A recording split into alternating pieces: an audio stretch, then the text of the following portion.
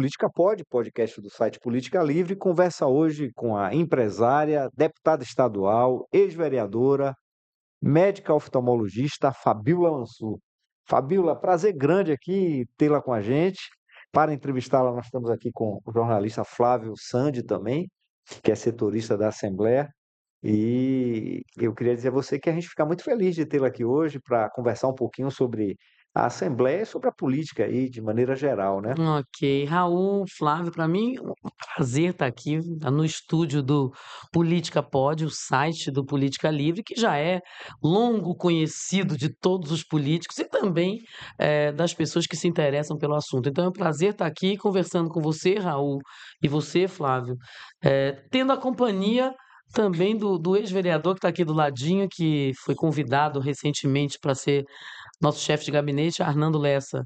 Estamos fazendo uma parceria muito boa e ele veio para fortalecer nosso mandato de deputado estadual lá na Assembleia. Estou muito feliz. Nós que fomos colegas na vereança em Salvador. Que maravilha, deputada. Deputada, eu acho que não tem como a gente não conversar sobre a política baiana, em especial com representantes da sociedade no Legislativo baiano, sobre essa questão da segurança, né? A gente vê que não é uma questão exclusivamente da Bahia, está afetando o país inteiro, a gente está vendo aí pelo noticiário, mas esse é um aspecto que tem ressaltado, né? Chamado a atenção, essa questão da violência na Bahia. Como é que a senhora está vendo isso e como é que a senhora está vendo, inclusive, a ação do governo para enfrentar esse problema? Raul, eu acho que toda a sociedade e mesmo qualquer político hoje tem que ter como tema prioritário a segurança pública, porque todos nós temos e queremos um mundo de paz. Obviamente, esse tema ele não tem soluções simples, porque é um tema complexo, e tampouco ele depende única e exclusivamente do legislativo ou do executivo estadual, nem do municipal e tampouco da União. Eu acho que é um regime de colaboração que pode fazer com que as coisas melhorem um pouco. Nós temos grandes dificuldades de controle das nossas fronteiras e nós temos uma quantidade de armamentos imensa entrando no nosso país. Nós estamos na rota do tráfico, né? Que onde a América Latina, grande parte dos países é produtor e passa pelo Brasil para se exportar. Nós temos também uma dificuldade da desigualdade, do desemprego. Isso tudo colabora para os níveis de segurança se deteriorarem. Obviamente, a nossa visão e a visão do governador Jerônimo, e também que o antecedeu, Rui Costa e Wagner, foi robustecer as forças do nosso Estado, seja a Polícia Militar, a Polícia Civil, o Corpo de Bombeiros, a Polícia Técnica. Nós temos um grande investimento atual do governador Jerônimo, por exemplo, em concursos públicos. Foram milhares de novos policiais que ingressaram. Em investimentos em inteligência, nós temos vários centros especiais de inteligência. Nós temos várias cidades que têm tido o apoio do governo para fazer ações de vídeo monitoramento. Nós temos as câmeras policiais que demoraram de vir por uma questão até da produção dessas câmeras. Nós temos também prefeitos solicitando apoio governamental, estadual, para aumentarem as ações de policiamento nos pequenos municípios. Mas hoje, antigamente, Raul e Flávio, a gente ia no interior, você não via falar de drogas, né? Era uma coisa muito urbana. Hoje você vai num pequeno interior, lá nos grotões da Bahia, você tem um grande problema de tráfico que se infiltrou. Aliás, nós temos várias facções inclusive que estão com penetração internacional, movimentando bilhões. Então, a Bahia tenta fazer a sua parte, mas você não pode comparar a Bahia, que está no litoral, né, que tem talvez suas dificuldades em monitorar turistas que entram aqui. Onde tem turismo, tem aumento de tráfego. Onde tem muito turismo, você tem também um aumento da insegurança. Mas o que eu vejo, primeiro, o governador Jerônimo e a Assembleia Legislativa aprovando ações, leis, mudança de estrutura da polícia, criação de novos batalhões, companhias, concurso público para novos policiais, robustecer o DPT e também Jerônimo tendo protagonismo nessa medida. Entregas de viaturas, milhares de viaturas, inclusive viaturas semi-blindadas, armamentos e, claro, como segurança não é um tema só de forças repressivas, que são necessárias, é preciso que a população também entenda que são duas ações que se complementam. Ações para a juventude, com geração de emprego e renda, melhoria na educação. Veja que colégios em tempo integral, onde o jovem fica até mais tarde na escola, tem se espalhado por toda a Bahia. São centenas de colégios que qualificaram muito e com certeza fazem com que a permanência do estudante em sala de aula melhore, porque você tinha escolas muito deterioradas. Programas sociais importantes. Nós temos, por exemplo, a criação do Pacto pela Paz, porque segurança pública é um tema de todos nós. O governador criou Pacto pela Paz, tem representantes da Assembleia Legislativa, da Defensoria, do Ministério Público, do TJ, das diversas secretarias, e ele tem ido com o Pacto pela Paz, por exemplo, feito atividades de periferia de direitos. Por exemplo, o que é periferia de direitos? E não é apenas na periferia da capital.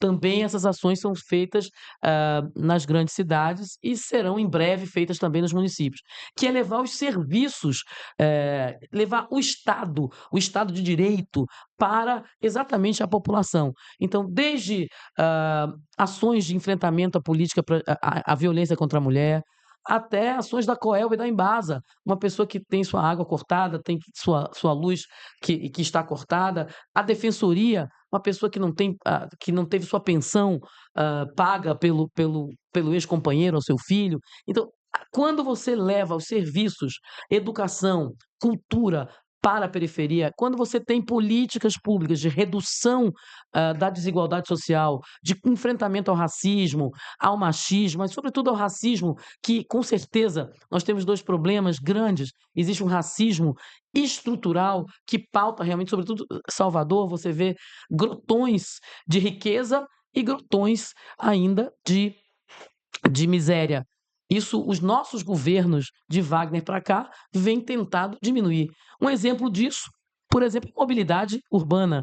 Salvador, como vocês sabem, a gente que foi vereadora de Salvador, não tinha nenhum acesso à orla. Você tinha o subúrbio Cajazeiros totalmente isolado e um transporte público de péssima qualidade. Era praticamente o pobre não tinha direito à sua própria cidade, aos pontos turísticos, a lazer.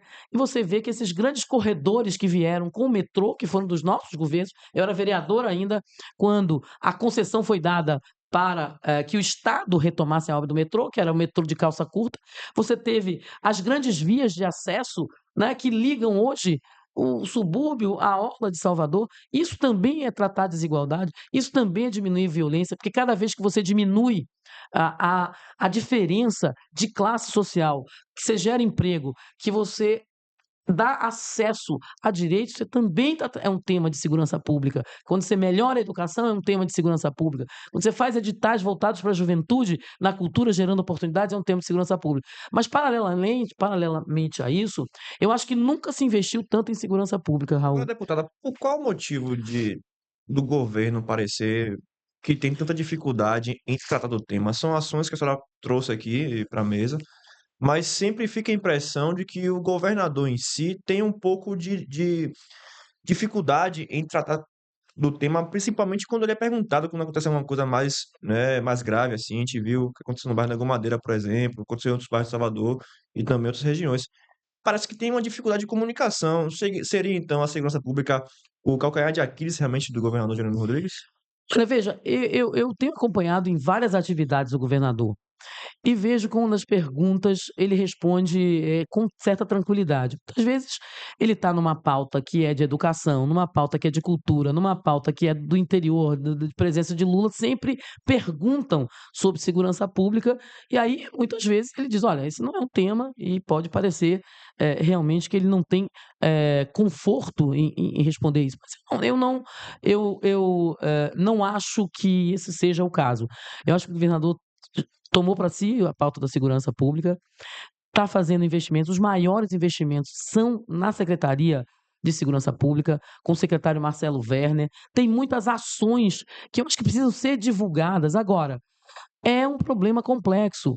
E é muita hipocrisia, eu vejo, a gente ficar culpando, né? Olha, aqui a segurança pública está assim porque nós temos o governador que não investe, ou que não liga, ou ficar opondo segurança a direitos humanos.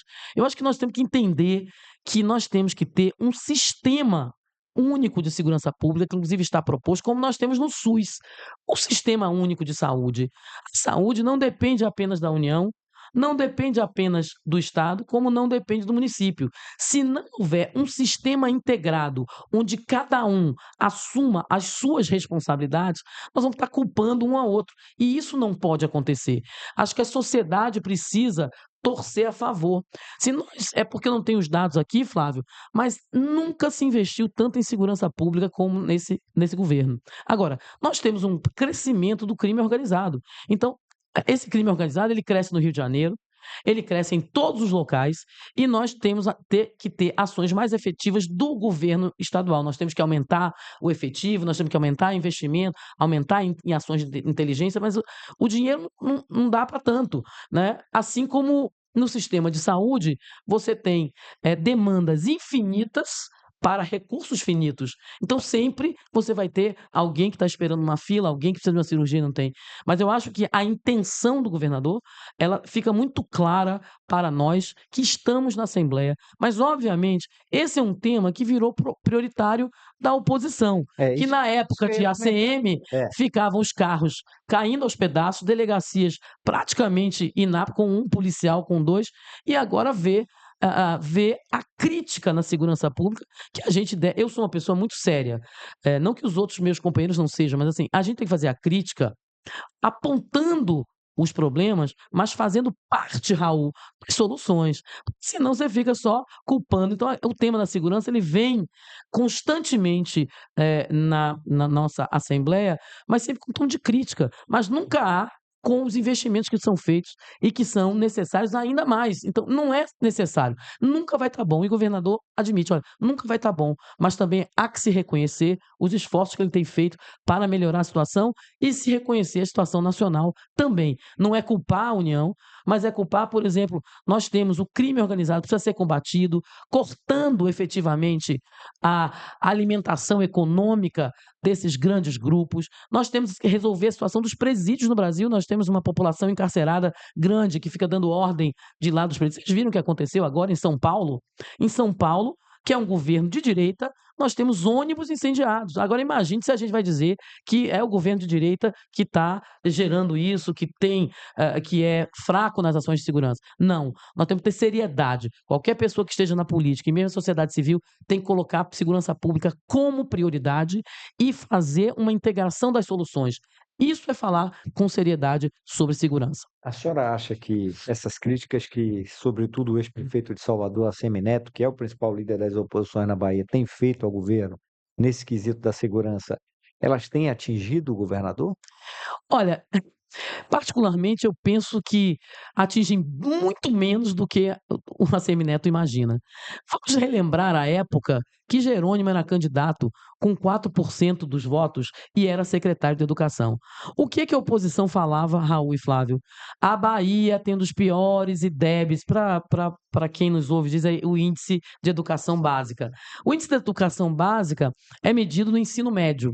Ora, o ensino médio, ele vem lógico, da criança que está na creche, da criança que tem ensino fundamental 1 e 2, né? Então, com certeza, se você tem uma ausência de creche, se você tem uma alfabetização baixa, como Salvador apresentou agora, 36% apenas das crianças em Salvador sabem ler e escrever, em oposição à Fortaleza, que tem 80%. Então, se você vem, não tem creche, e eu era vereador, a Alessa está aqui, que não sabe, ao invés de ACM Neto, quando era prefeito, construir creche, ele criou aquele programa Primeiro Passo, que dava R$ 50 às mães dos filhos que não eram matriculados. Se a gente somasse todas as crianças que estavam fora das creches, que passavam de 100 mil, ele poderia ter construído creche. Então, por que eu estou fazendo esse comparativo? Naquela época, Jerônimo candidato, o IDEB, o pior secretário, isso e aquilo. Ninguém falava. Testado e aprovado. Pois é. Ninguém E falava, reprovado, né? ninguém falava que o IDEB é o reflexo da educação nos municípios, né? E esse foi um discurso que foi inócuo, porque Jerônimo se elegeu governador, Jerônimo professor se elegeu governador, havia um investimento em escola em tempo integral, havia um investimento em regime de colaboração, hoje o IDEB da Bahia aumentou, a Bahia é quem teve 100% dos alunos inscritos no Enem, a Bahia tem ajudado os municípios na área de educação com convênios, então assim, culpar naquela época o governo estadual pelo IDEB é esconder as dificuldades que prefeitos, e aí eu quero dizer que não é só a Semineto, os prefeitos têm na própria escolarização das suas crianças, na própria manutenção das crianças nas escolas. Nós tínhamos um alto índice de evasão no ensino médio porque a escola não contemplava a juventude do século XXI, não era atrativa. Veja que desde Rui Costa, com essas escolas que são escolas que vocês conhecem, que eu acompanho, Flávio sempre está lá na Assembleia, e você também, Raul.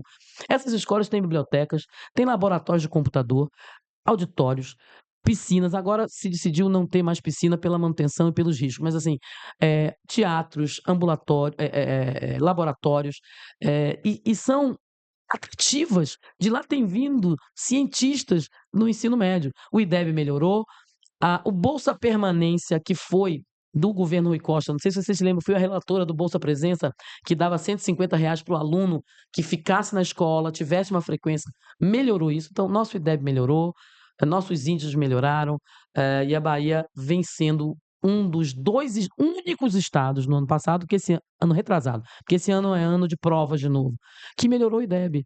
Então, veja se fosse oposição, eu ia estar dizendo que o IDEB é culpa do governo do Estado. Você entende essa analogia com a segurança? Eu acho que a gente tem que ter a responsabilidade, sabe? Porque quando a gente se elege por um partido, eu sou do PSB, Partido Socialista Brasileiro, da presidente, da deputada federal Lídice da Mata, eu tenho que ter responsabilidade com a Bahia. Eu não posso simplesmente jogar, não, vamos aqui, isso aqui é culpa sua. Não, eu não acho isso. Eu sempre tenho que fazer parte da solução. Fui eleita para estar lá, assim como o governador Jerônimo e toda a sua equipe também. Agora, deputada, a senhora falou da questão das críticas também virem com algumas sugestões. Mas a Assembleia, estou ali acompanhando também, dia a dia, dos deputados, sessões, tem algumas críticas referentes ao andamento de algumas situações na Assembleia, principalmente Ou não? questão de projetos de deputados como um todo, tanto da base quanto da oposição.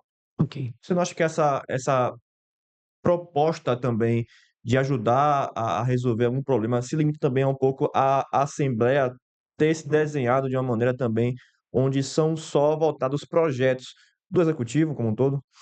Olha, eu concordo em parte com o que você está falando, Flávio.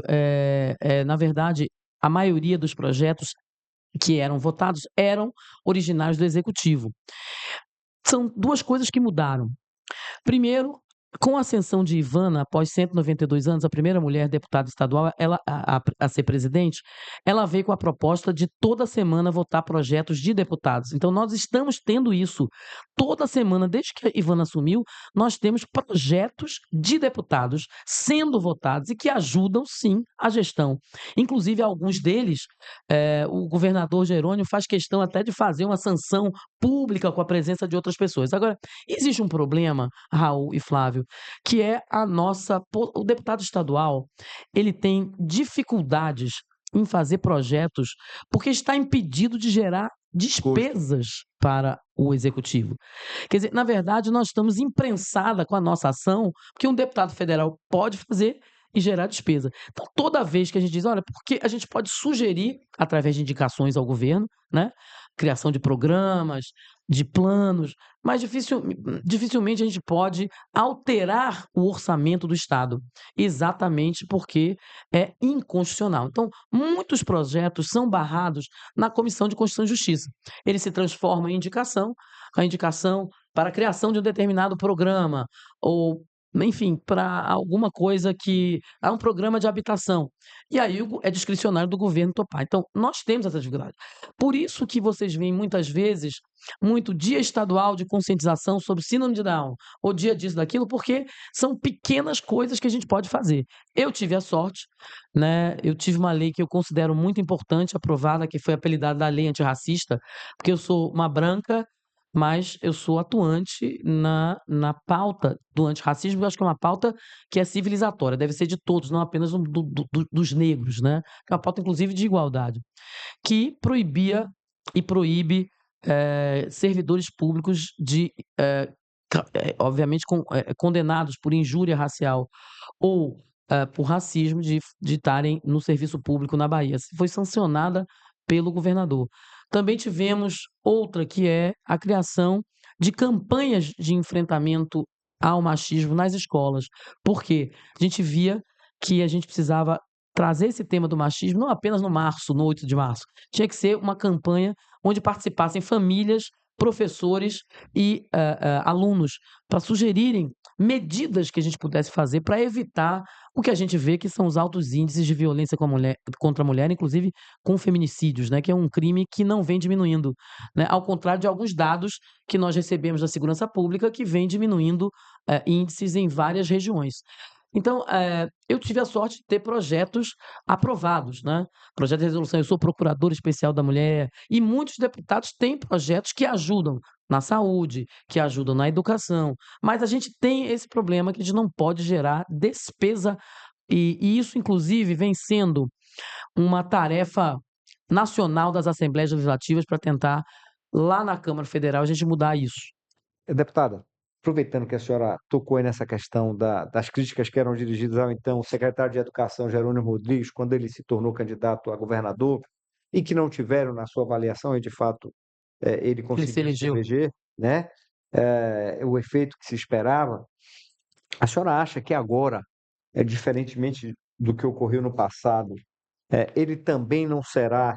No passado, eu digo porque a gente sabe que a campanha do presidente Lula foi uma campanha fundamental para que ele se elegesse. A senhora acha que nessa eleição de agora, de 2026, ele não sofrerá um julgamento sobre o seu mandato?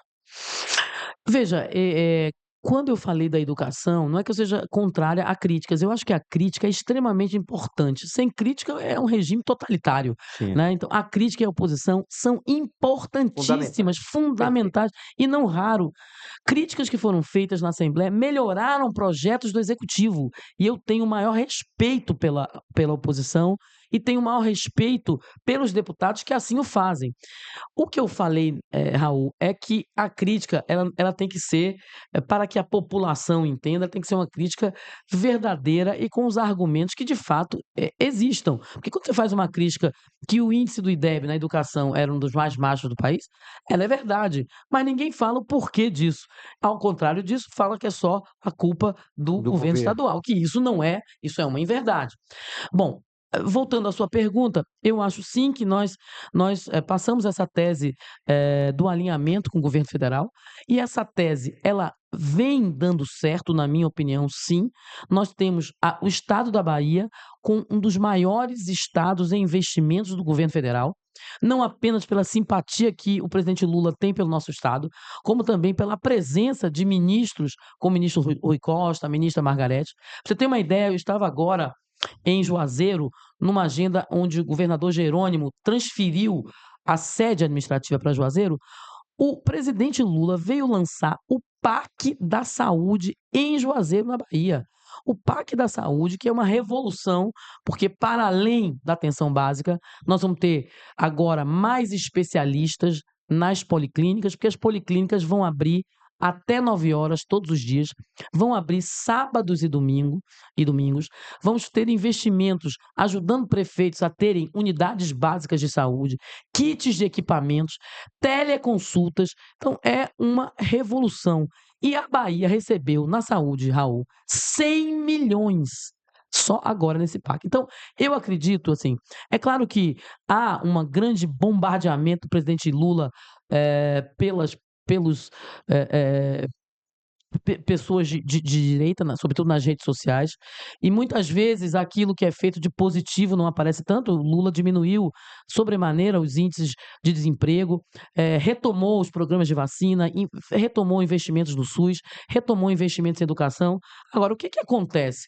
Eu acho que o governo Lula ele diminuiu um pouco o seu Ibope, com certeza, e aí, claro, que o governador Jerônimo acompanha isso, naturalmente, porque estão aliados, é a comida na mesa do povo. A comida na mesa, o aumento da inflação alimentar, fruto de uma situação interna, mas também externa, isso também vai e muda a vida das pessoas ali. Então, isso pode efetivamente mudar um pouco o Ibope, mudar um pouco a avaliação do governo. Agora, eu acompanho Jerônimo, Raul e Flávio.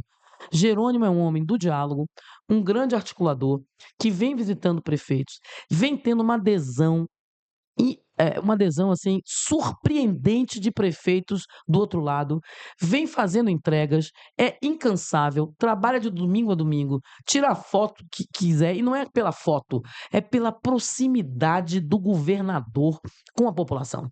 Por exemplo, eu tive numa festa sábado, festa da Maniçoba, é uma festa do colono, de agricultores lá em Juazeiro. Maniçoba é um pequeno distrito lá. Nunca foi um governante lá. Nunca foi um governante. As pessoas comentavam. Jerônimo anda nas barracas, conversa com os produtores.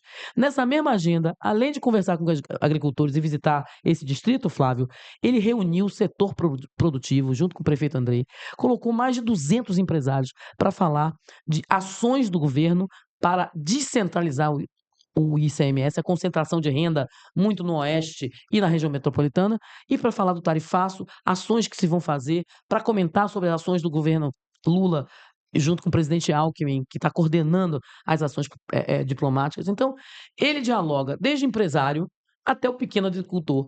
Ele senta na mesa com sindicalistas, ele senta na mesa com todas as religiões para falar de respeito à diversidade religiosa. Então, ele é diferenciado.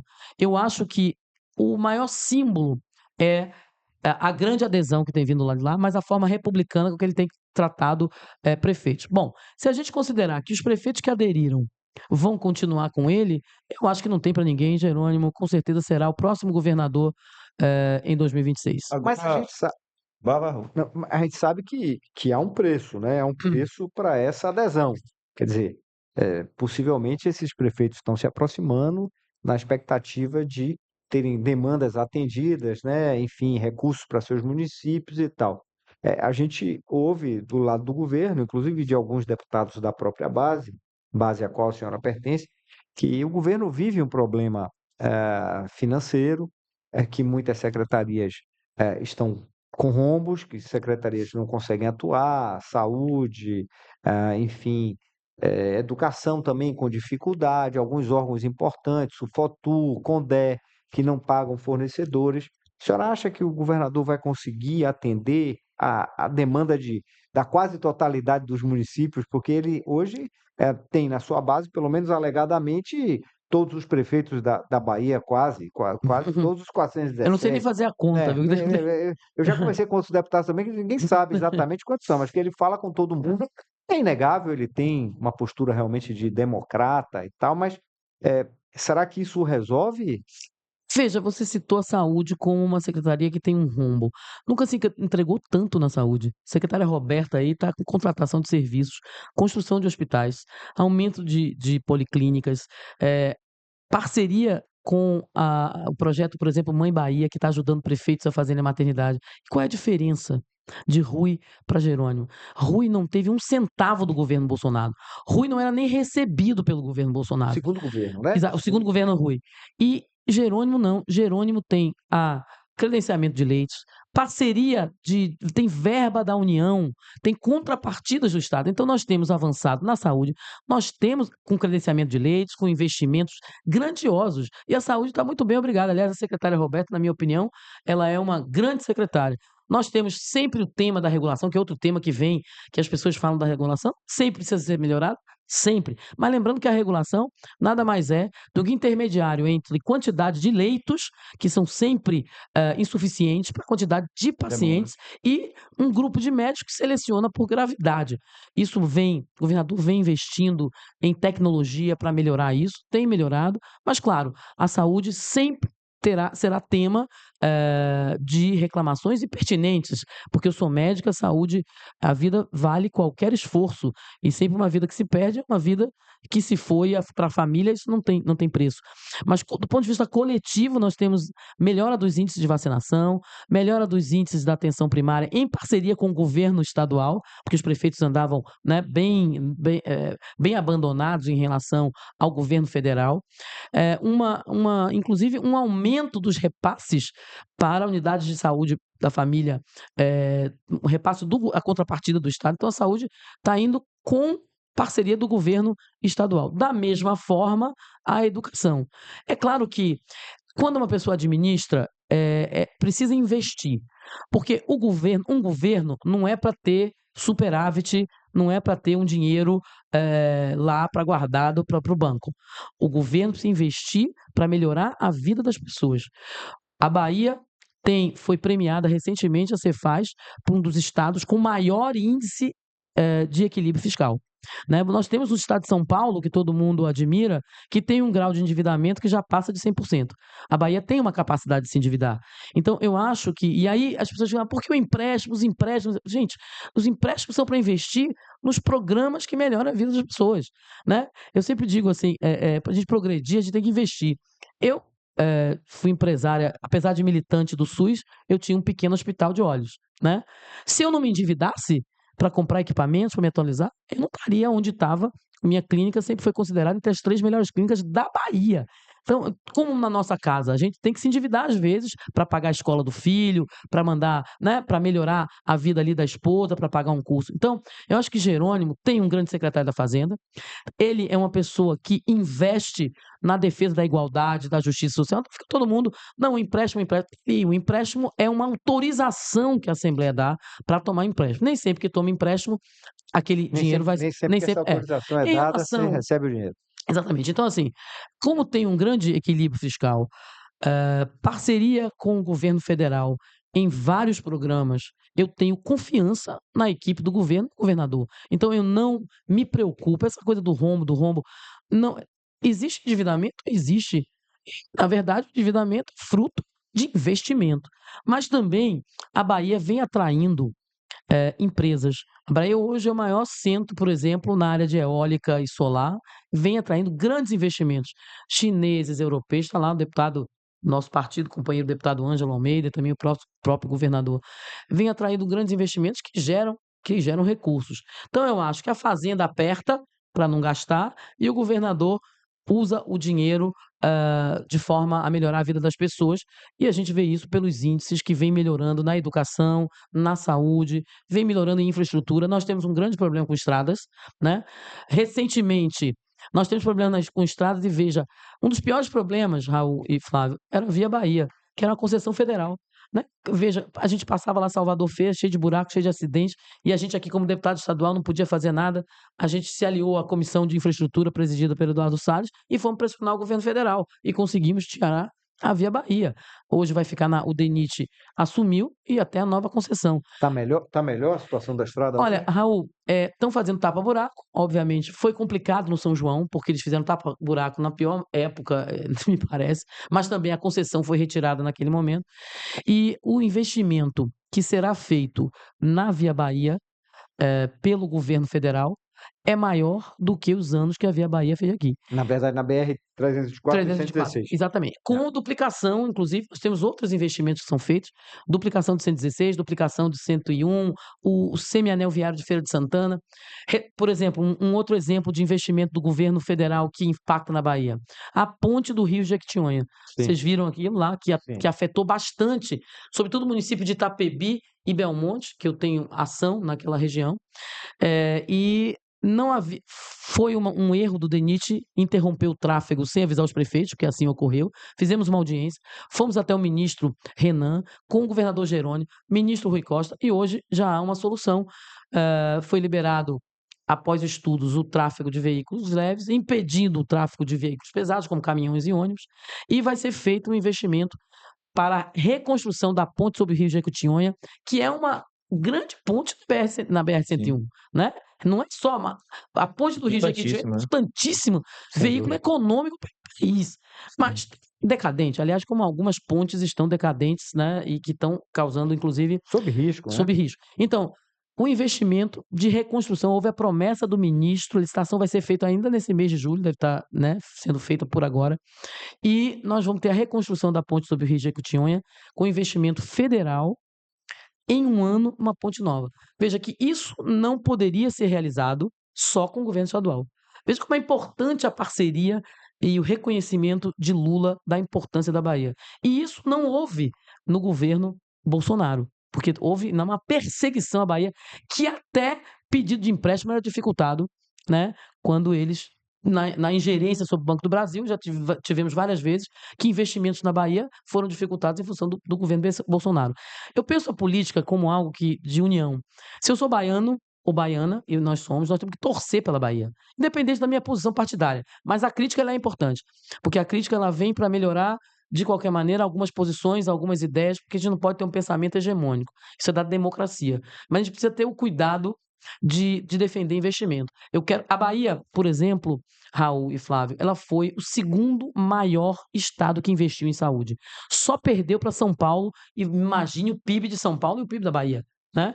Então, assim, eu aposto em investimento, até porque, como empresária, eu apostei em investimento, eu pedi empréstimo à Caixa, à Desembahia, e foi assim que eu cresci, de um pequeno consultório para a clínica que estava entre as 3 grandes clínicas da Bahia. Se o meu estado, com equilíbrio fiscal, com responsabilidade, porque acredito na equipe, investir, nós vamos ultrapassar os índices de muitos estados que hoje falam da Bahia. Agora, deputada, eu queria falar também sobre eleições, né, 2023. A senhora está no PSB, né, que é um partido que já teve, inclusive, cadeira no Senado, na chapa majoritária, com a antiga senadora, hoje deputada federal, Lídice da Mata, e aí, devido a uma articulação política, cedeu espaço para entrada de Ângelo Coronel e, se não me engano, Jacques Wagner, dono do Otto, né, se não me engano, oportunidade. E hoje já se discute, por exemplo, uma chapa puro sangue, né, mais uma vez, naquela articulação de tirar partidos apoiadores da gestão para poder abrigar algumas preferências. E eu não digo nem na maldade, são preferências normais. Existem na política também preferências.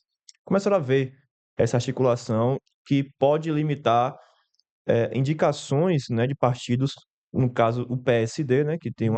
B. Não, o PSD no Ah, caso que congelou Coronel, sim. né, de não concorrer à reeleição. Como é que a senhora vê essa articulação envolvendo a possibilidade de fazer uma chapa realmente puro sangue? Isso é uma pergunta interessante para uma pessoa que é peixe pequeno, porque vocês sabem que eu sou candidata a deputada, pré-candidata a deputada estadual, e a chapa majoritária, para o povo entender, que é governo, governador, vice-senador, é uma coisa que ela é diferente a articulação. Essa articulação ela depende do time que compõe a base de sustentação do governo, e o PSB, que é o meu partido, presidido pela Lídice, faz parte dessa base, e os partidos têm que mostrar sua força para pleitear e tem legitimidade para pleitear qualquer cargo. Só fazendo um adendo, nós, na época de Lídice, nós não cedemos, nós fomos obrigados a ceder, porque, na verdade, nós defendemos, naquela época, a manutenção da senadora Lídice na chapa majoritária. Mas a gente precisa entender que existem forças políticas, existe um time. E esse timoneiro, ele é o governador Jerônimo Rodrigues, que, dialogando com os presidentes de partido, vai procurar atender todos os partidos e compor. Porque a política é a arte da articulação e da composição, para que a gente não espalhe nenhum apoiador, né?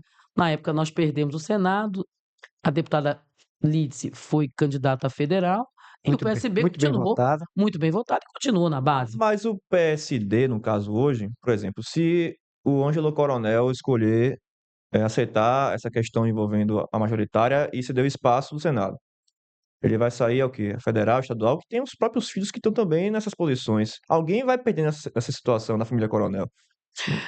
Na política, alguém sempre ganha, alguém sempre perde, né? Eu acho que o que a gente não pode perder é a coerência do que a gente defende. A gente não pode personalizar a política. Nós temos um projeto, nós somos fruto de um projeto para a Bahia, que hoje tem, né, veio dos 8 anos de Wagner, dos 8 de Rui, encaminhando para 4.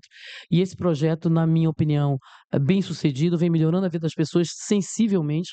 E a gente não a gente quer defender esse projeto.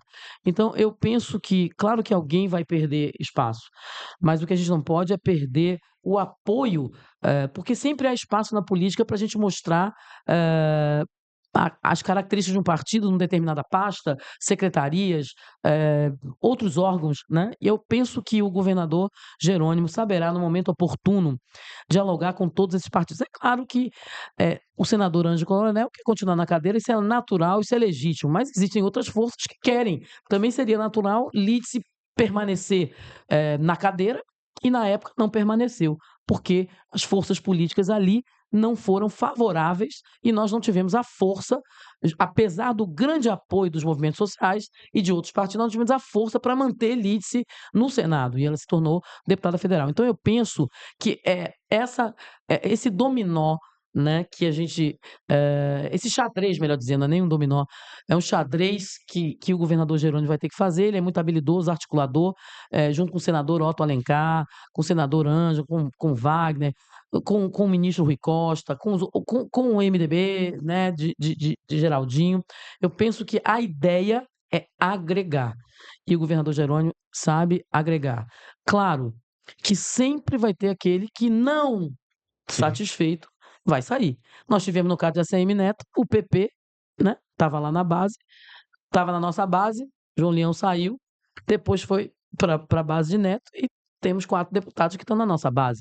Então sempre tem, e eu acho que a política é uma nuvem, né? Ela está Sim. passando. Hoje é uma coisa, lá na boca da eleição é outra. Quem é que imaginar Jerônimo governador? Agora a senhora acha que. A senhora falou que o governador anda muito nos interiores. Anda O Raul demais. também falou aqui que hoje praticamente não existe prefeito na oposição. Mas o PSD é o maior partido da Bahia hoje, no número de prefeituras. Sim. E pode perder, inclusive, esse espaço na chapa majoritária. Você acha que isso pode impactar em 2026 para o governador Jerônimo? Eu acho que o grande timoneiro do PSD, sem sombra de dúvida, é o senador Otto Alencar, que é parceiro de primeiríssima hora, não apenas do presidente Lula, como do presidente, do governador Jerônimo. Acho que tem muitas coisas que o senador deverá discutir dentro do seu próprio partido, de forma muito democrática. Assim o fez na presidência da Assembleia, que havia Adolfo, que era do PSD, Ivana, haviam outros candidatos de outros partidos, e a gente soube ajeitar. Acho que o nosso time é muito habilidoso em ajeitar sem espalhar, né? Não sei se o time do lado de lá, que terminou espalhando Zé Ronaldo, uma pessoa por quem eu tenho uma grande admiração, a quem foi prometido o Senado, terminou não fazendo, também prometeu ao deputado Marcelo Nilo, também não deu. Então, acho que se for comparar a estratégia de manter time unido e ganhar a eleição, acho que nós estamos bem na frente do grupo opositor, que deveria estar mais preocupado, porque está praticamente sem uma liderança firme, perdendo inúmeros prefeitos para o nosso governo. Mas eu digo a você, para finalizar, o timoneiro é Jerônimo, com o apoio de Rui, de Wagner, dos senadores. Eu acho que um bom diálogo sempre é a melhor solução, mas talvez agora a gente se antecipe um pouco, porque quando eu digo quem é que imaginaria Jerônimo? Imagine 1 ano e meio antes da eleição, ninguém imaginava Flávio Raul Jerônimo candidato. O candidato era Otto Alencar ou Wagner. Wagner. Veja como a política é uma É, nuvem. é verdade. Mas, deputada, a senhora, essa imagem do timoneiro de Jerônimo, eu tenho essa curiosidade aqui, a gente tem essa curiosidade. Quem é que faz a articulação política do governador? Ele mesmo? Porque a gente ouve também muitas informações a respeito de uma divisão grande que existe no âmbito do grupo que lidera hoje o governo baiano e a Bahia, né? eh, entre o senador Jacques Wagner e o ministro Rui Costa. A senhora, como deputada, como é que vê essas relações? Em que medida isso é fato ou é fake, né? Na verdade, eu acho que o timoneiro é Jerônimo e ele não é um centralizador. Jerônimo tem uma admiração muito grande por pessoas que foram líderes. Ele foi secretário de Desenvolvimento Rural e secretário de Educação e liderado por isso. É natural que você tenha espaços que sejam mais protagonizados pelo senador, outros espaços mais protagonizados por Rui, mas com certeza ele é o timoneiro. Mas como não centralizador, ele também ouve, ele sabe ouvir. E com certeza nessas viagens que ele assim o faz, a gente vê que essa estratégia está bem sucedida, porque a gente vê entregas, vê a equipe que está acompanhando Jerônimo trabalhando incansavelmente, sem parar, e nós estamos tendo entregas na infraestrutura, em estradas, na educação. Então eu vejo que a máquina está funcionando. É claro que muitas pessoas cogitam, porque Jerônimo está viajando e então a máquina está parada. É, Jerônimo, essa é sempre uma impressão que tem, né, mas Raul? eu acho que essa foi uma crítica que veio do próprio grupo. A gente via notícias de que tanto o Wagner quanto o Rui, em determinado momento, chamaram a atenção de Jerônimo, no sentido de que ele deveria permanecer no governo, sentar Inclusive, essa é uma expressão que se usou na época. Ele deveria sentar na cadeira porque ele estava viajando demais. Isso aí eu acho que justiça se faça não foi uma crítica que veio da oposição. Surgiu no âmbito do próprio governo. A senhora acha que o governador, por exemplo, tem uma casa civil que dê a ele tranquilidade para poder efetivamente tocar a política, enquanto eh, essa secretaria faz a gestão administrativa do governo? Bem, Raul, veja, eu acho que é um modo de governar particular do governador Jerônimo. Porque quando ele vai para essas agendas, ele leva os secretários. E lá ele despacha com os secretários e com os prefeitos. O que acontece, e aí a crítica, eu entendo essa crítica, porque eu também quero que ele sente, mas eu quero que ele sente para receber meus prefeitos, para ouvir esses prefeitos. E o que ele está fazendo é indo até os prefeitos. Então, lógico que um deputado que teve mais prefeitos visitados está mais feliz com isso, com entregas, do que um deputado que não teve. Eu, por exemplo, em janeiro dei a sorte entre janeiro e fevereiro, Jerônimo recebeu praticamente 5 prefeitos ligados a mim. Então ele estava sentado na cadeira gerindo. Agora, eu acho que ele dá autonomia à Casa Civil. Eu não posso falar muito para a Casa Civil, porque como é muito particularizado nas diversas pastas, a saúde entrega tal coisa, eu não vejo muito, vamos dizer, a integração que a Casa Civil deve fazer para essas coisas acontecerem, obviamente. O que a gente vê, porque eu vejo o secretário Afonso estava em Juazeiro, mas eu vejo muitas viagens das secretárias, Roberta e Rovena, do pessoal da CEINFRA, e eu vejo entregas, e essas entregas estão ocorrendo. Este sentar na gestão, sentar na cadeira para gerir, eu acho que é uma angústia. A gente fica angustiado mesmo. A proximidade da eleição faz com que a gente queira ouvir a estratégia política do governador para essa gestão. Mas eu não considero que isso. Então, isso causa, sim. Isso é uma crítica que eu vejo vários colégios falando, tem que sentar na cadeira, tem que sentar na cadeira. Agora, Jerônimo não é de sentar na cadeira. Tem gente que diz: olha, o que é melhor, um deputado estadual sentado na cadeira recebendo prefeito, ou um deputado estadual ou federal indo até a base? São formas de governar que eu posso, né? Eu acho que assim, ele estava com uma popularidade imensa. A popularidade dele deu uma caída, já cresceu de novo. Ele está fazendo entregas, está tendo adesão de prefeitos. Então, assim, ele deve se perguntar. Eu estou trabalhando de domingo a domingo, levo minha equipe, estou tendo adesão. Ele deve perguntar: por que eu devo mudar em time que está ganhando? Mas esse caso, no caso de, ao invés da senhora, por exemplo, levar os prefeitos até a ele, e ele optar por ir até o prefeito, talvez não enfraqueça um pouquinho essa ponte que os deputados fazem e também politicamente enfraqueça os deputados nesse situação, porque a ponte que leva o prefeito ao governador é o deputado. Não, com certeza. Flávio, eu concordo com o que você está dizendo. Enfraquece um pouco nossa força política, vamos dizer, da gente levar. Em contrapartida, ele, ao receber, ele tem prestigiado os deputados de uma forma que nunca foi feita.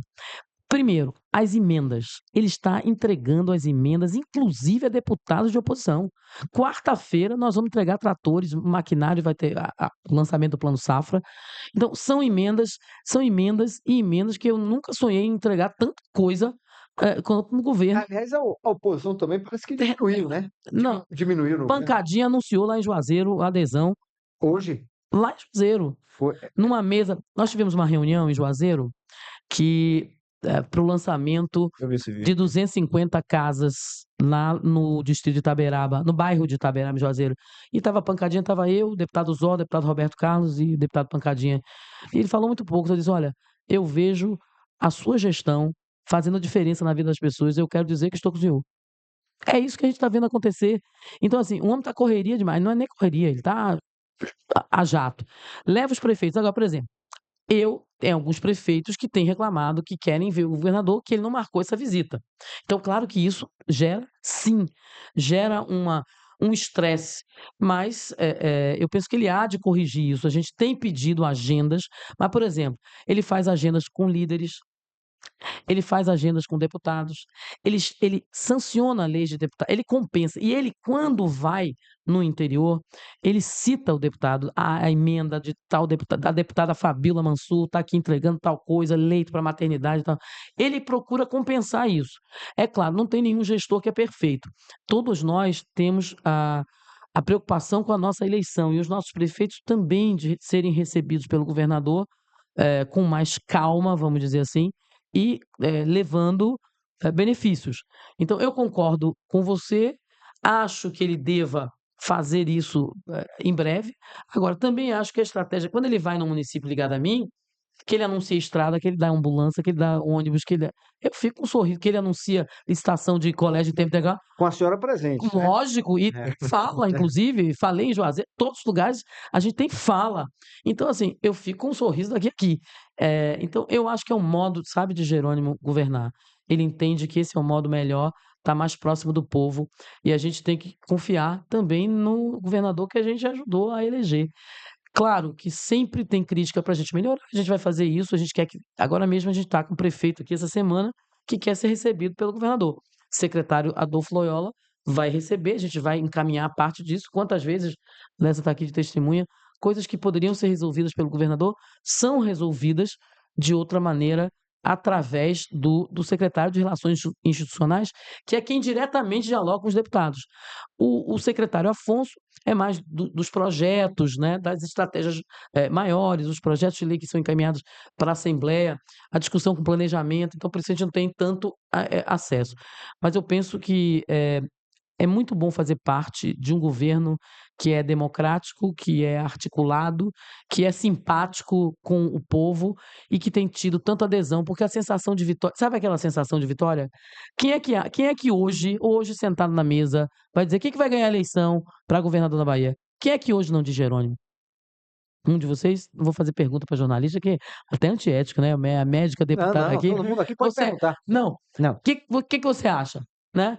Hoje você tem uma estratégia de governo em que pese a segurança, eu repito, segurança pública é um problema nacional, não é só na Bahia.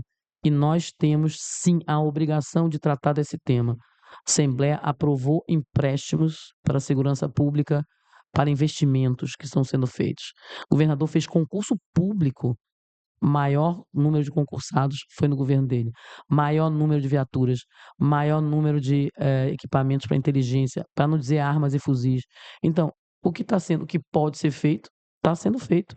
Claro que isso não é suficiente. E na educação. Então, eu digo que hoje só batem no governador. Eu acredito que a segurança pública, pelo menos isso, e nos empréstimos, né? Mas a gente com um Estado com equilíbrio fiscal. Então, eu digo que está rodando o governo.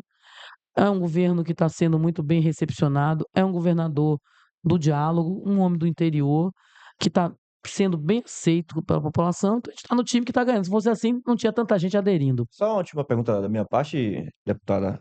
Sabe que a senhora falou de eleição? Eu quero voltar num tempo e falar da eleição municipal. A senhora foi vereadora de Salvador, muito bem votada, inclusive, Foi. aqui na capital baiana. Mas aonde foi que o governo errou na eleição a prefeito no ano passado? Bem, eu penso que tinham duas teses, né? A primeira tese da primeira eleição era a tese da oposição pulverizar as candidaturas. Então, antes dessa eleição, onde o candidato foi Geraldo Júnior, nosso vice-governador, nós tínhamos a tese de múltiplas candidaturas. Eu, inclusive, fui vice de Major Denise. E naquela tese, nós não fomos vitoriosos, apesar de nossa candidatura ter tido 200 mil votos. E foi a segunda colocada? Foi a segunda colocada. Eu penso que nessa eleição, a tese foi de unificar candidaturas, jogando esse peso no Geraldo, no vice Geraldinho, no prefeito Geraldinho, que vinha de uma votação expressiva da Câmara, vice-governador, mas eu acho que tem duas coisas, né? O fato de Salvador, historicamente, nunca ter eleito um candidato governo, me parece que governo estadual e governo municipal. Segundo, Geraldinho, vamos dizer assim, não incorporou para os movimentos sociais, para os movimentos de esquerda, o candidato de esquerda, vamos dizer assim. Houve uma certa resistência que se foi contornado lá depois, mas assim, ele não incorporou essa figura, então parecia que eram dois candidatos muito semelhantes. E você teve. Salvador é uma das capitais mais desiguais do país, né?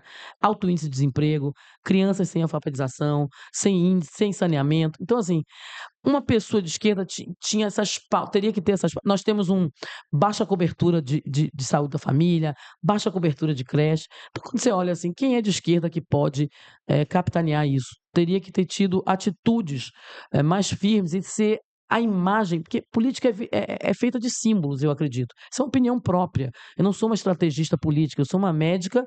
Há 35 anos eu sou médica oftalmologista, que eu estou deputada e fui vereadora. Então, eu tenho impressões, sabe, o sexto sentido. Então, eu acho que ele não incorporou essas pautas de igualdade, de justiça social, e quem terminou incorporando isso foi Kleber, do PSOL. Talvez isso tenha feito a diferença. Uma outra coisa, nós tivemos uma diferença de investimento em campanhas gigantesca, né?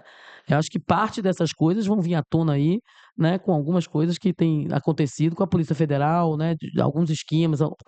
Então, foi um investimento maciço no atual prefeito. E a terceira coisa, eu acho que o atual prefeito, ele vinha de uma aprovação, ele tem um perfil diferente da Semineto.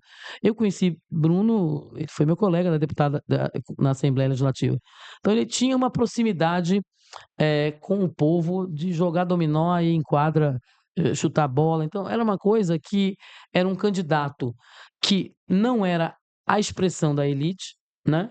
Que tinha um investimento e que vinha suceder a máquina, né? Que é difícil você suceder a máquina, versus um candidato que não incorporava totalmente as pautas de esquerda, com menor recurso e com essa coisa do Salvador nunca ter votado para verticalizar estadual e municipal. Penso que são essas coisas. Agora, eu não sei se são apenas essas coisas. Eu acho que a gente tem que ter coerência em defender aquilo, o projeto. É o que eu digo. Perdemos, sim, a vitórias políticas com derrotas eleitorais. Nós tivemos uma derrota eleitoral, mas nós tivemos uma vitória política, porque nós mantivemos a coerência. E veja, nós vamos disputar Salvador, como vamos disputar Conquista, como vamos disputar todas as outras Feira de Santana, e com um nível maciço de eleitores que acreditam no nosso projeto. Agora, na hora, a iluminação, é o lixo, é o gás, é a escola, isso eu acho que ficou difícil da gente emplacar, lamentavelmente, porque eu gostaria de ter visto um Geraldo prefeito, porque eu tenho certeza que os investimentos, as facilidades seriam outras, porque sempre a parceria, o regime de colaboração, ele é maior quando você tem um alinhamento político também. Então eu gostaria de ver a minha capital, porque eu amo Salvador, apesar de militar na região de Irecê, na região do Recôncavo, como em Cachoeira, lá em Caetité. Eu vivo correndo, viu, Raul e Flávio?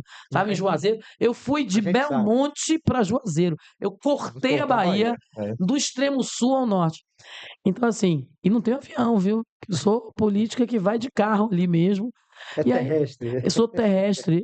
Até porque não é que eu queria, eu não sei, mas eu sou uma pessoa que tem recurso para ter um avião, então a gente tem que ir com o que tem e com as nossas ferramentas. Eu penso que minha ferramenta é minha voz, que está rouca hoje, minha presença, minha empatia pelas pautas e minha humildade para aprender, sabe, Flávio e Raul? Eu nunca aprendi tanto em minha vida sobre diversos assuntos.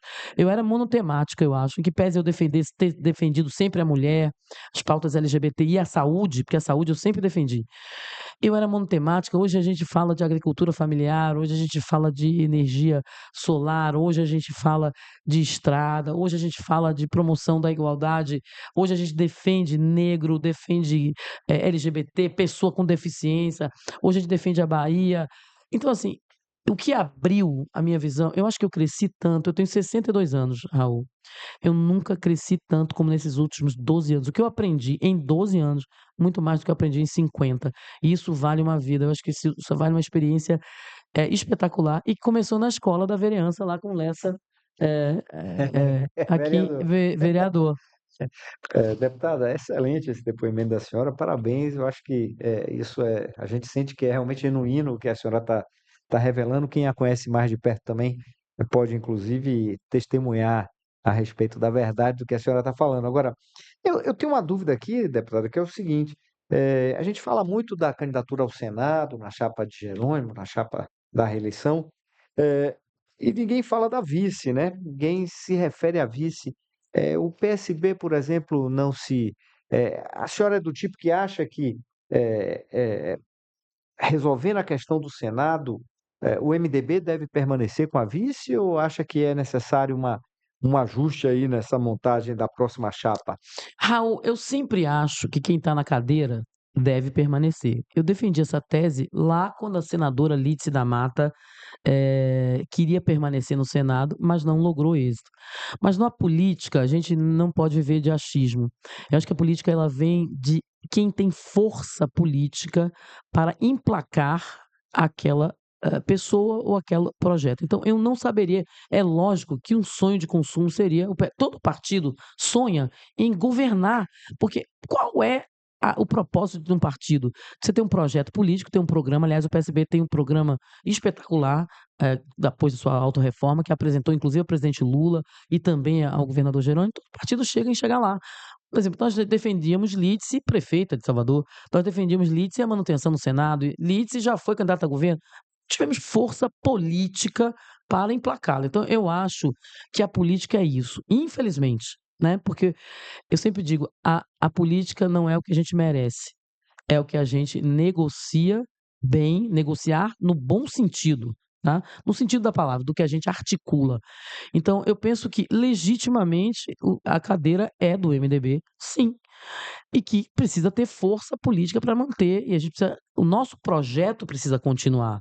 Então é preciso ver pesquisa, situação de prefeitos, das principais lideranças, dos presidentes, do pleito de cada um dos partidos para continuar, daqueles que estão vindo, porque nenhum partido vem, né, sem querer, obviamente, dialogar com o governador para ampliar seus espaços.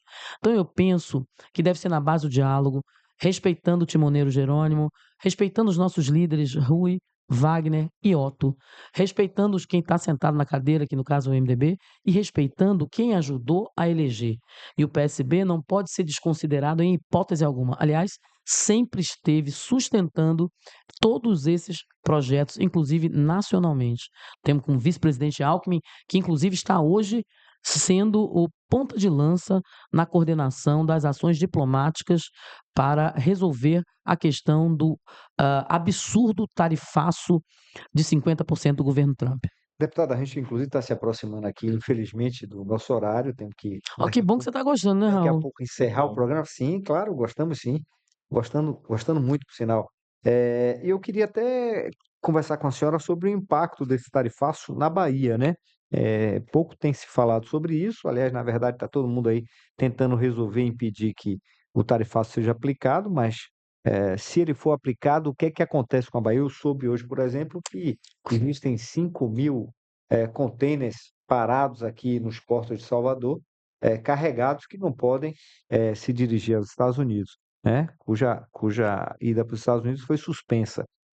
Como é que está isso, deputada? Bem, é uma situação gravíssima de interferência na soberania brasileira, interferência da política externa do governo Trump na política interna nossa, que não somos mais uma colônia, e obviamente Jerônimo, governador, se preocupa com isso e a Assembleia Legislativa também.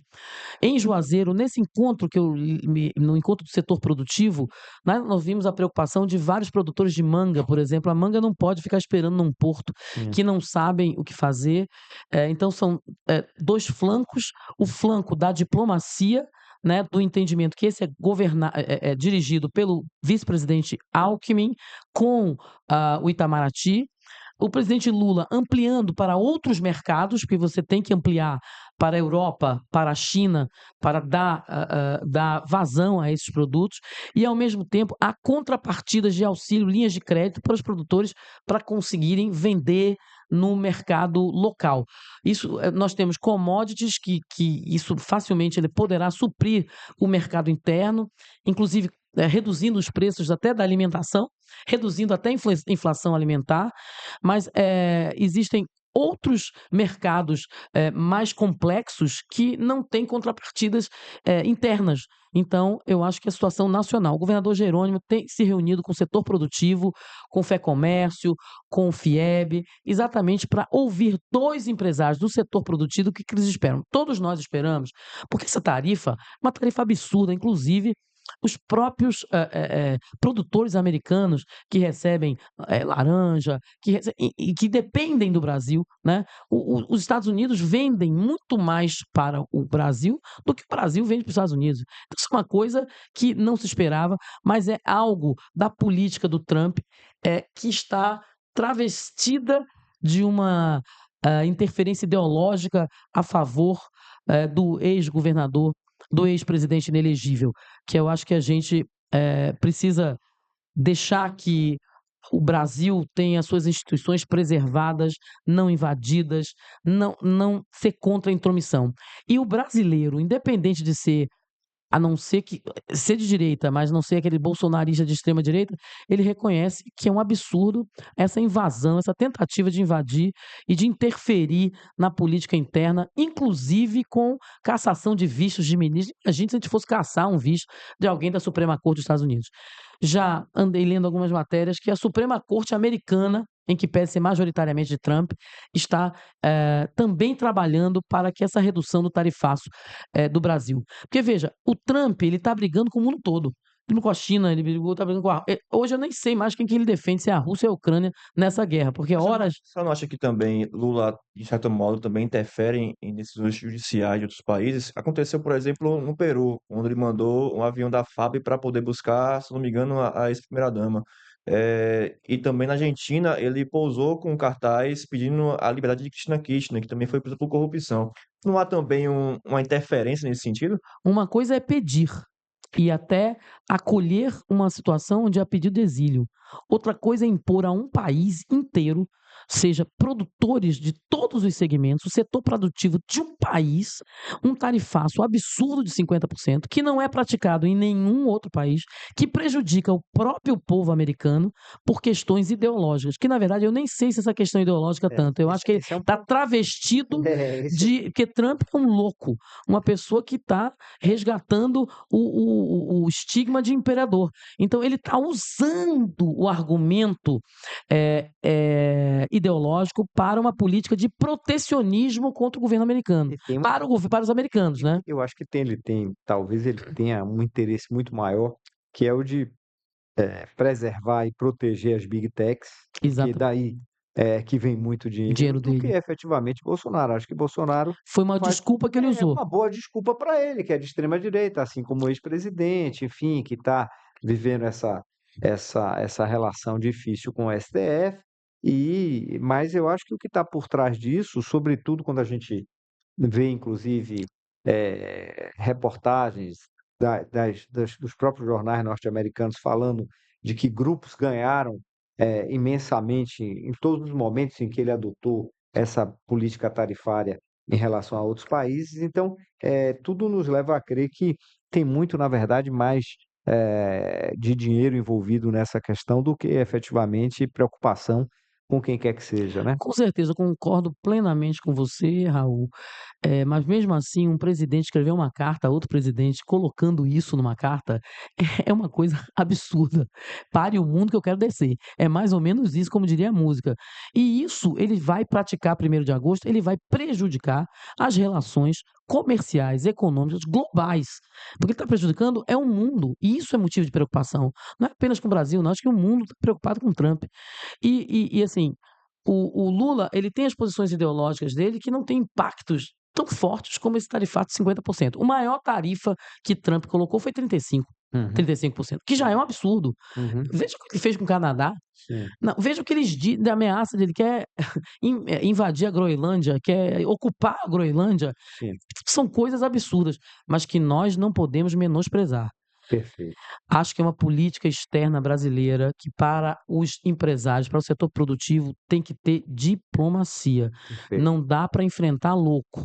Eu, como médico, louco a gente tem que ter com todo respeito, porque eu acho que a gente não tem que enfrentar louco, a gente tem que conversar, dialogar, tratar, fazer terapia, né, medicar, mas Trump não parece esse tipo de louco, maluco, beleza.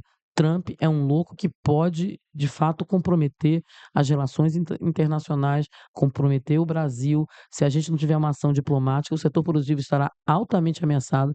A área, o oeste da Bahia, imagine, Juazeiro, produtor de manga, de uva, estará extremamente ameaçado. Então, há que se ter contrapartidas, ouvir algumas ações estaduais para talvez compensar um pouco essas perdas que os produtores vão ter, a ação diplomática, mas vai ser realmente uma situação difícil que nós vamos enfrentar.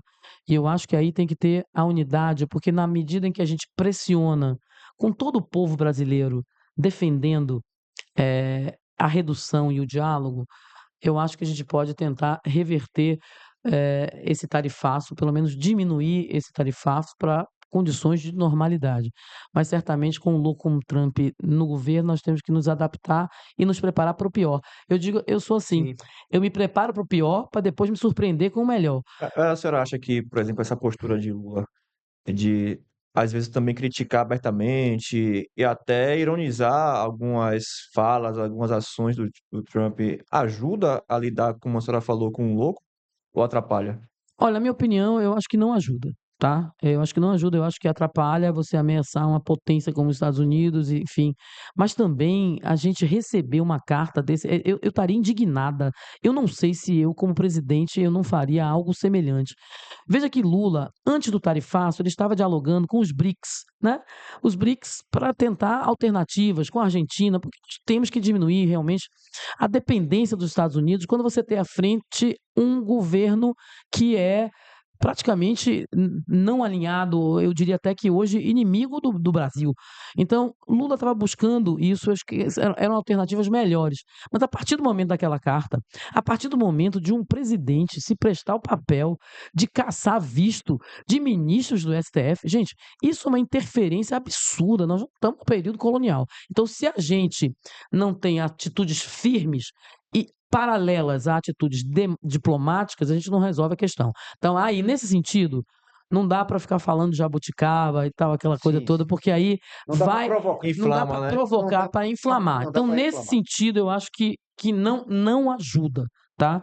Mas eu estaria indignada, eu acho que foi fruto, uma resposta à indignação, que é uma indignação de todos nós. Acho que todo mundo senta na mesa de qualquer lugar, tá todo mundo indignado e preocupado com o tarifaço, porque é um setor que gera empregos, Sim. que gera dividendos, então isso Economia, vai, isso a vai, economia move pelo setor produtivo nosso. isso vai Então, ter impactos, né? Me chamou a atenção essa questão que a senhora defendeu de o país se unir em defesa de seu próprio território, né, e de sua soberania, soberania, de sua autodeterminação.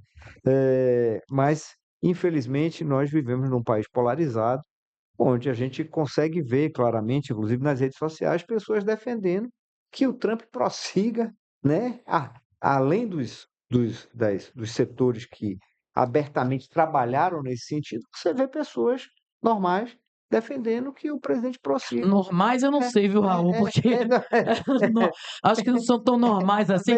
talvez eu não seja o melhor termo, mas, mas, Você viu, Raul, me mas permita a interrupção. Eduardo Bolsonaro defender que o porta-aviões americano. Quer dizer, são coisas. Esse deputado uma coisa não serve ao completamente. Brasil, ele devia ser caçado. É, Ele devia ser caçado. Isso é um desserviço ao país. é. E ter alguém que acredita nessa criatura é mais absurdo ainda. Agora, você Mas viu os gatos pingados que estavam aí no eu, buzinaço pró-Bolsonaro, né? eu vi, mas eu acho que a gente vive uma dificuldade, deputada, relacionada à quase impossibilidade de você manter consensos mínimos, É. né? Então, assim, e essas pessoas e os demagogos, eles exploram isso. Então, não dá, quer dizer, a ideia de que um país, de que o seu país deve ser invadido ou deve ser, na verdade, perseguido, intimidado, porque existe um político numa situação delicada, é um negócio que eu nunca vi na minha vida também, quer dizer, isso no passado faria parte de um consenso mínimo. Eu sinto muito.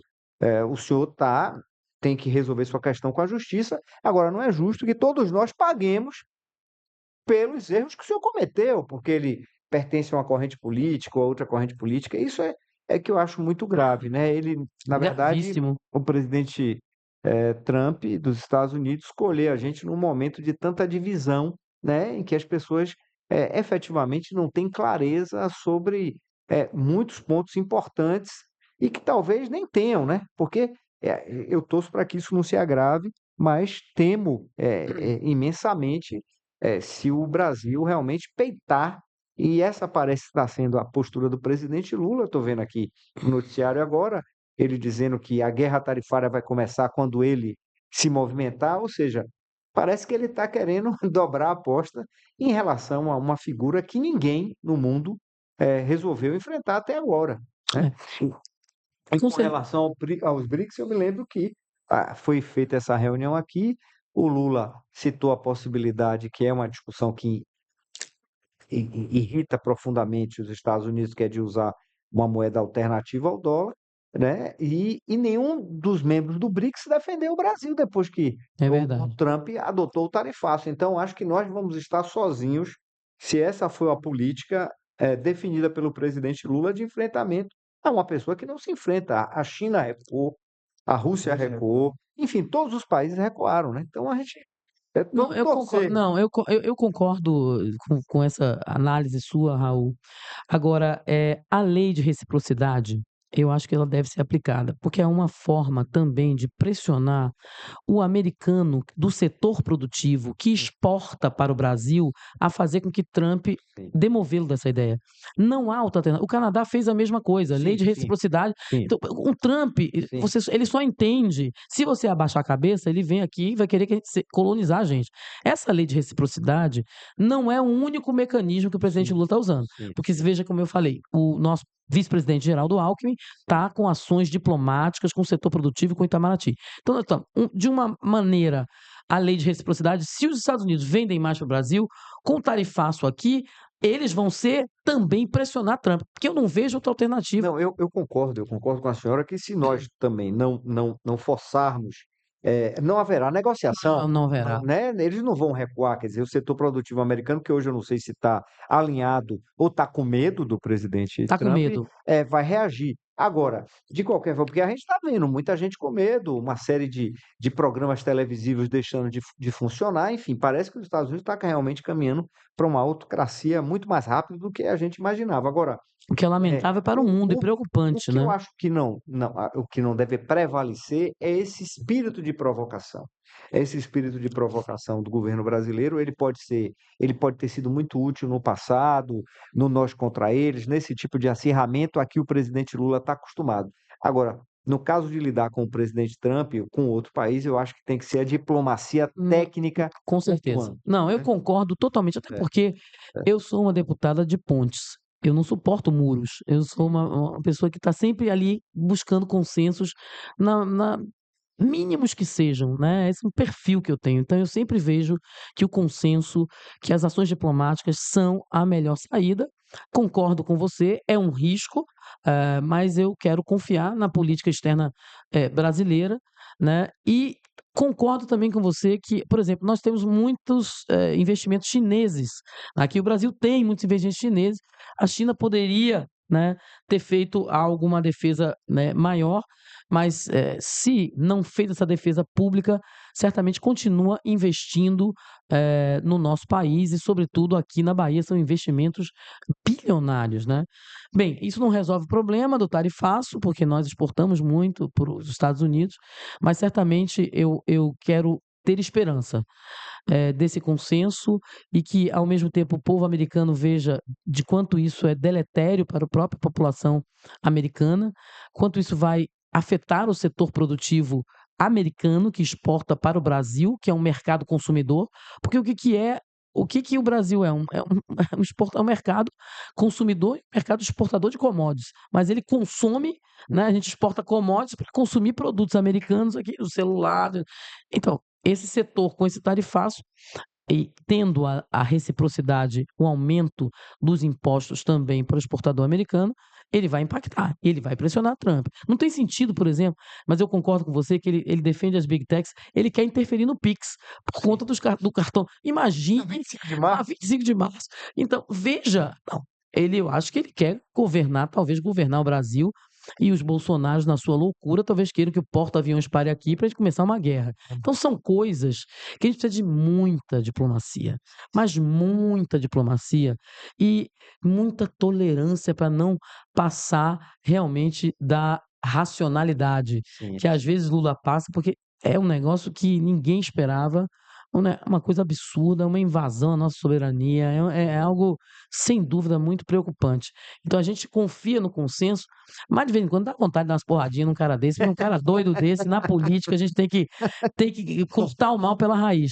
Eu acho que Lula talvez seja um dos grandes líderes mundiais reconhecidos, porque ele nunca baixou a cabeça. Se você notar, no governo Bolsonaro, o Bolsonaro baixava a cabeça, fazia continência à bandeira americana, né?